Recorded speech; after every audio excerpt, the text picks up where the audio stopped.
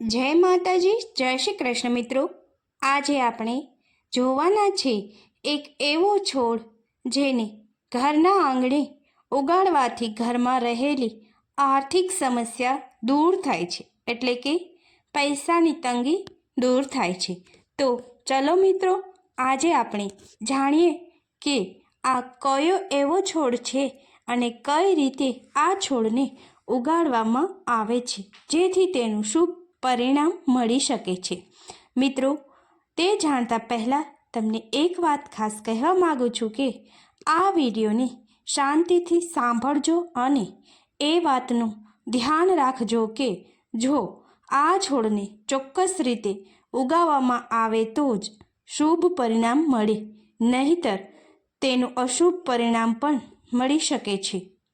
તો આગળ આપણે જોઈશું કે શું ના કરવું જોઈએ જેથી અશુભ પરિણામ ભોગવવું ના પડે. અને જો મિત્રો આપ અમારી ચેનલમાં નવા હોય તો અમારી ચેનલને સબસ્ક્રાઈબ કરી આ પ્રકારના વાસ્તુને લગતા વિડીયો જોવા માટે જોડાયેલા રહેજો અને કોમેન્ટ બોક્સમાં જય માં લક્ષ્મીજી લખવાનું ભૂલશો નહીં.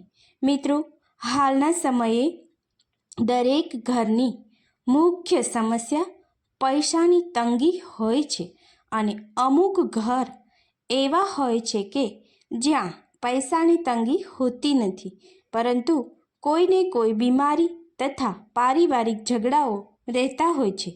આ તમામ બાબતોનું મુખ્ય કારણ વાસ્તુ દોષ હોઈ શકે છે, એટલે કે ઘરમાં રહેલી નકારાત્મક ઉર્જા હોઈ શકે છે.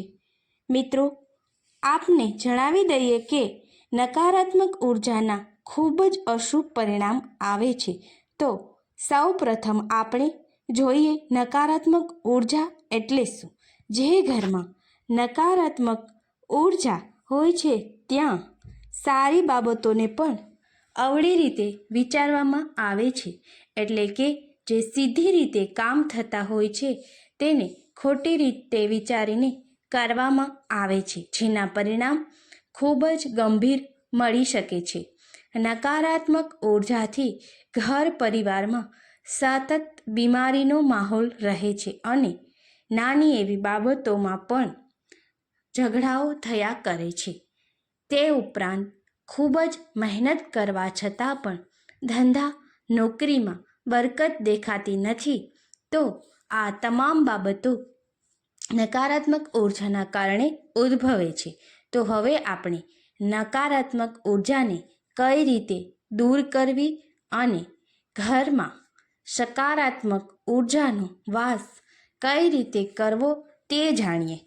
મિત્રો, આપને જણાવતા આનંદ થાય છે કે અમુક એવા છોડ છે જેને ઘરમાં ઉગાડવાથી હંમેશને માટે સકારાત્મક ઉર્જાનો વાસ રહે છે.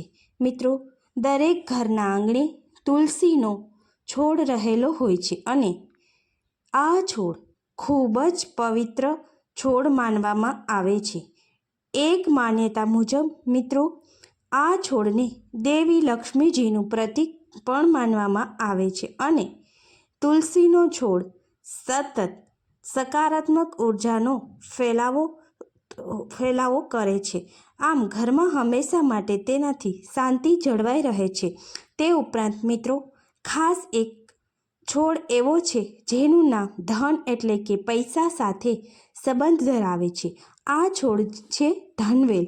મિત્રો, ધનવેલ એ માતા લક્ષ્મીજીનું પ્રતીક હોવાથી દરેક ઘરની અંદર ધનવેલ ઉગાડવી ખૂબ જ શુભ માનવામાં આવે છે. મિત્રો, ધનવેલના દરેક પાનની અંદર સકારાત્મક ઉર્જાનો વાસ હોવાથી ઘરમાં હંમેશને માટે સકારાત્મક ઉર્જા પ્રફુલ્લિત વાતાવરણ રહે છે, જેના કારણે દેવી લક્ષ્મીજી ઘરમાં વાસ કરે છે. મિત્રો, આપ જાણો છો તે મુજબ ઘરમાં સકારાત્મક ઉર્જા હશે ત્યાં ચોક્કસ લક્ષ્મીજીનો વાસ હશે. જો મિત્રો લક્ષ્મીજી પ્રસન્ન હશે તો જ આપના ઘરમાં રહેલી આર્થિક તંગી દૂર કરી શકાશે. એટલા માટે હંમેશા માટે ઘરનું વાતાવરણ સકારાત્મક ઉર્જાથી ભરપૂર રાખવા માટે ઘરના આંગણે એક ધનવેલનો છોડ વાવવો જોઈએ.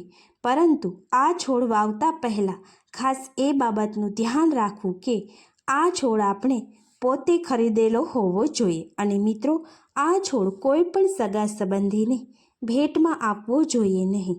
જો આમ કરવામાં આવશે તો આપના ઘરેથી લક્ષ્મીજી નારાજ થઈ જશે. માટે ખાસ ધ્યાન રાખો અને ધનવેલનો છોડ કોઈને ભેટમાં આપવો નહીં. તે ઉપરાંત મિત્રો, જો આપણા આંગણે રહેલો ધનવેલનો છોડ અચાનક સુકાવા લાગે તો તે કાંઈક અશુભ સંકેત આપે છે. માટે ધનવેલના છોડની હંમેશની માટે કાળજી રાખવી જોઈએ અને ધનવેલને શુદ્ધ પાણી આપવું જોઈએ. મિત્રો, એ બાબતનું ખાસ ધ્યાન રાખવું કે આપણા ઘરમાં રહેલી મહિલાઓ દાળ ચોખાને પકાવી શકતી હોય એવા સમયે ધનવેલને મહિલાએ પાણી આપવું જોઈએ નહીં અને ધનવેલને સ્પર્શ પણ ન કરવો જોઈએ. કારણ કે ધનવેલમાં દેવી લક્ષ્મીજીનો વાસ હોવાથી જો મહિલાઓ આવા સમયે સ્પર્શ કરશે તો લક્ષ્મીજી નારાજ થઈ શકે છે અને આપના ઘરમાં આર્થિક તંગીનો સામનો કરવો પડે છે. માટે દરેક પરિવારે પોતાના ઘરમાં ધનવેલનો ઉછેર કરવો જોઈએ. મિત્રો, આપને એ પણ જણાવી દઈએ છીએ કે ધનવેલને હંમેશા માટે પૂર્વ દિશામાં રાખવી જોઈએ. એટલે કે સવારનો પ્રથમ તડકો ધનવેલને સ્પર્શ કરતો હોવો જોઈએ, જેને ખૂબ જ શુભ માનવામાં આવે છે. મિત્રો, માતા લક્ષ્મીજી વહેલી સવારના પૃથ્વી પર ભ્રમણ કરતા હોય છે.